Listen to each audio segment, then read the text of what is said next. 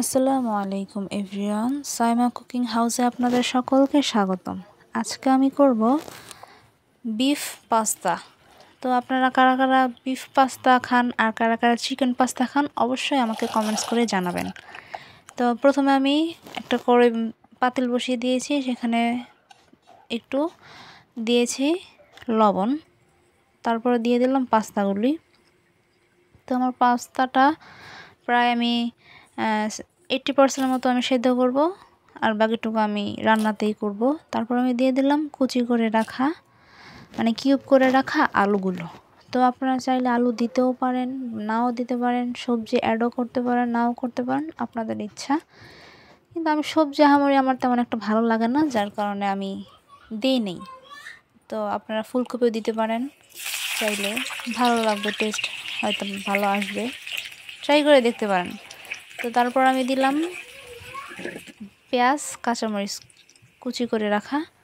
অল্পই তেল দিয়েছি, কারণ আমি যেহেতু বিফটা রান্না করব এই জন্য অল্পই তেল দেওয়া হয়েছে। তারপরে দিয়ে দিলাম হাফ চা চামচ রসুন বাটা, হাফ চা চামচ আদা বাটা, হাফ চা চামচ জিরা বাটা দিইনি।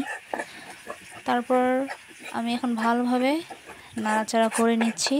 ভালোভাবে নাড়ানাড়ি করতে হবে। আমি সবসময় কিন্তু আপনাদেরকে একটা কথাই বলি যে মশলা দেওয়ার ফলে পেঁয়াজটা তাড়াতাড়ি পুড়ে যাওয়ার সম্ভাবনা থাকে।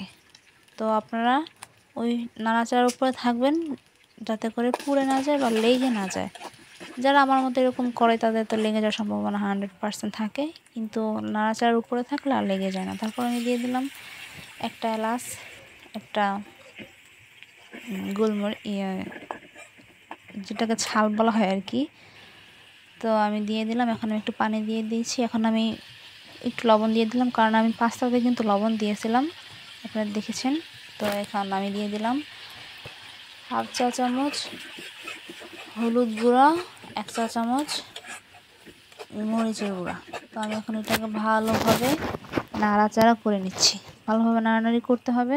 আমার তেলটা উপরে চলে এসেছে। এখন আমি দিয়ে দেব কিউব করে রাখা আমার গরুর মাংসটা। তো আমি এখানে হাড়, চর্বি, মানে চর্বি বেশি একটা নিই, মাংসের সাথে যে চর্বিটা লেগেছিল ওটাই আমি অ্যাড করেছি। তো এখন আমি এটাকে ভালোভাবে নাড়ানাড়ি করে নেব। ভালোভাবে নাড়ানাড়ি করতে হবে। আমি এখানে পানি দিয়েছিলাম, মানে আমি অফ ক্যামেরায় পানি দিয়ে এটাকে ভালোভাবে সিদ্ধ করে নিয়েছি। আর আমার কাছে গরুর মাংস একদম নরমটা ভালো লাগে না। আমার কাছে গরুর মাংস একটু দাঁত দিয়ে ছিঁড়ে ছিঁড়ে খাবো, এমনটাই ভালো লাগে। তো দেখতে পাচ্ছেন আমার এটা কত সুন্দরভাবে সিদ্ধ হয়ে গিয়েছে। আমি কিন্তু এখানে হলুদ ব্যবহার করিনি, আমার পাস্তাটাই হলুদ কালারের ছিল। তো এখন আমি এটা দিয়ে দিলাম, ভালো নাড়ানাড়ি করে নেব। তো আপনারা যারা যারা এখন আমার চ্যানেলটাকে সাবস্ক্রাইব করেনি অবশ্যই সাবস্ক্রাইব করবেন, আর পাশে থাকা বেল আইকনটি বাজিয়ে দিবেন। একটা লাইক, কমেন্ট, একটা শেয়ার অবশ্যই করবেন। তো এখন আমি এটাকে ভালোভাবে নাড়াচাড়া করে নিচ্ছি। ভালোভাবে নাড়ানাড়ি করতে হবে, না হলে নিচে লেগে যাওয়ার সম্ভাবনা থাকে। তারপর আমি দিয়ে দিলাম টমেটো সস। আপনারা চাইলে এখানে টমেটোটাও অ্যাড করতে পারেন। আমার কাছে টমেটো ছিল না, যার কারণে আমি টমেটো সসটাই অ্যাড করেছি।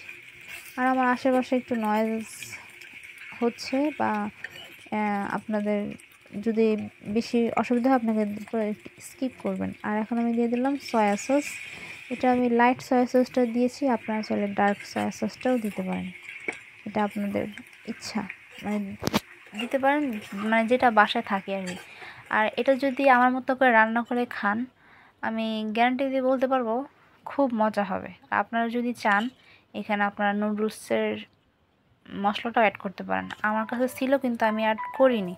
তারপর আপনারা যারা যারা আমার এই ভিডিওটি থেকে দেখছেন, ফেসবুক থেকে দেখছেন, তারা অবশ্যই আমার পেজটাকে ফলো করে দিয়ে যাবেন। আর যারা একটা লাইক, কমেন্টস, আর আপনারা কেমন ভিডিও আমার থেকে আশা করেন বা দেখতে চান সেটাও আমাকে কমেন্টস করে জানাবেন। তো আজকের মতো এখানেই বিদায় নিচ্ছি। আল্লাহ হাফেজ।